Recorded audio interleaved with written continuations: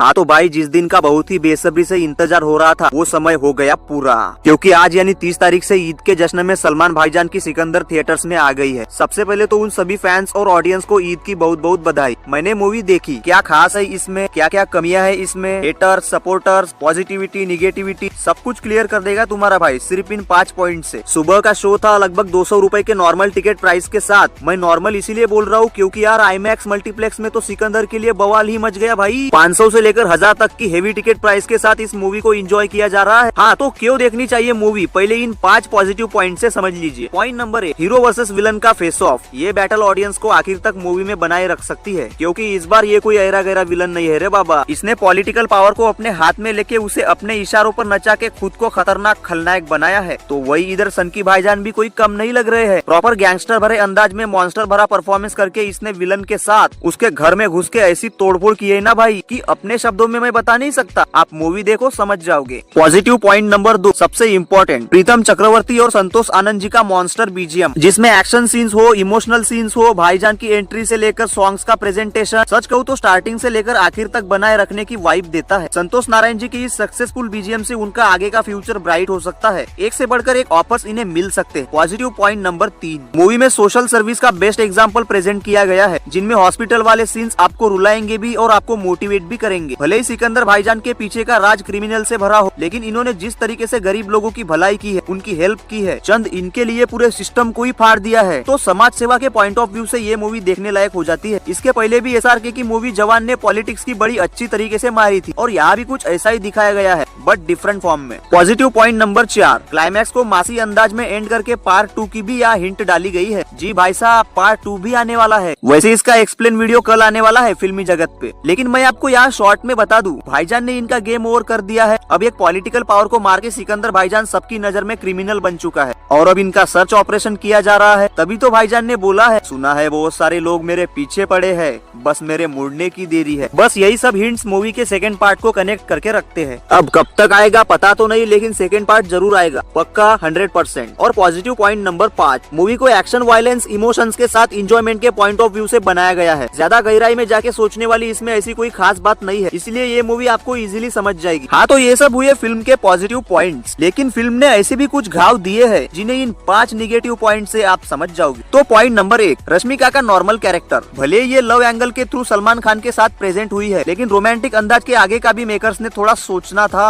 कहने का मतलब रश्मिका को थोड़ा एंग्री गेटअप तो देना बनता था, क्योंकि यार हमने ऑलरेडी पुष्पा 2 में इनका ये वाला एंग्री परफॉर्मेंस देखा है, तो इस हिसाब से ज्यादा नहीं तो कम से कम 1-2 मिनट के लिए भी इन्हें इस एंग्री मूड में दिखाना था। तो ये थोड़ा सा आउटसाइड सा इस मूवी के लिए वीक पॉइंट हो जाता है। वैसे देखा जाए तो ये उतना इम्पोर्टेंट नहीं है, लेकिन मूवी के एक्शंस को देखते हुए ये इम्पोर्टेंट हो जाता है। वैसे इसका बेस्ट एग्जांपल पठान फिल्म की दीपिका पादुकोण है और जवान में भी वही है। निगेटिव पॉइंट नंबर 2, स्टोरी में सिमिलैरिटी दिखाना। कहने का मतलब एसआरके की जवान मूवी से ये थोड़ी सी इंस्पायर लग रही है, बाकी रीमेक नहीं है। वहाँ पॉलिटिकल एंगल था, यहाँ भी है। वो फिल्म सोशल सर्विस पर बनी थी, ये भी है। और ये जो सिमिलैरिटी है थोड़ी सी हटके है, वैसे आप इस इमेज को देख के समझ जाओगे। निगेटिव पॉइंट नंबर 3, मूवी के बाहर का है, लेकिन मूवी से कनेक्टेड भी है। अगर हम एज अ कलेक्शन के पॉइंट ऑफ व्यू से सोचे तो ये मूवी फ्राइडे को रिलीज होनी चाहिए थी, क्योंकि यार सैटरडे और संडे मूवी के लिए लकी साबित हो सकते थे, क्योंकि ये सब हॉलीडेज होते हैं। ऊपर से संडे को ईद भी है, तो मेकर्स ने आई थिंक ये अपॉर्चुनिटी मिस कर दी। वैसे फ्राइडे और सैटरडे को ही मिस कर दिया, बाकी संडे को ये रिलीज हो रही है ईद के अवसर पर, तो मेकर्स उम्मीद लगाए बैठेंगे कि सैटरडे और संडे की भरपाई हो जाए। निगेटिव पॉइंट नंबर 4, फिर से यहाँ रिलीज के ही इश्यू बढ़ रहे हैं। हर कोई मूवी का लगभग 65 से 70% ही मान लो जो कलेक्शन आता है वो रात को ही आता है। और अभी भाई साहब पूरे इंडिया में क्या चल रहा है पता है आपको? अभी आईपीएल के मैचेस चल रहे हैं, तो कहीं ना कहीं इसका असर तो पड़ने वाला है। अब कितना पड़ेगा ये तो सिकंदर का कंटेंट ही डिपेंड करता है। वैसे ये तो पहला ही दिन है, लोगों के अगर पॉजिटिव रिव्यूज आए तो आईपीएल से ज्यादा मूवी की तरफ अट्रैक्शन बढ़ सकता है।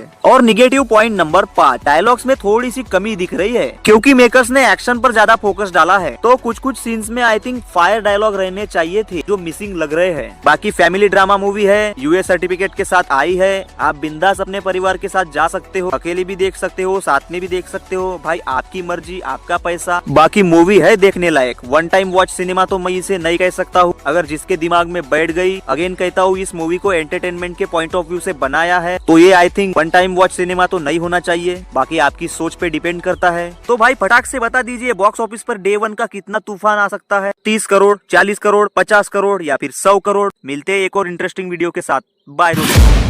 I'm taking shots at the enemy. I'm gonna make it to the top, leave a legacy. If I got something to say, you better let me speak. Turn it up a new degree, bitch, you ain't seen anything. I pop off with the new rock, electronic, blow the sonic roof up. I'm too honest when I take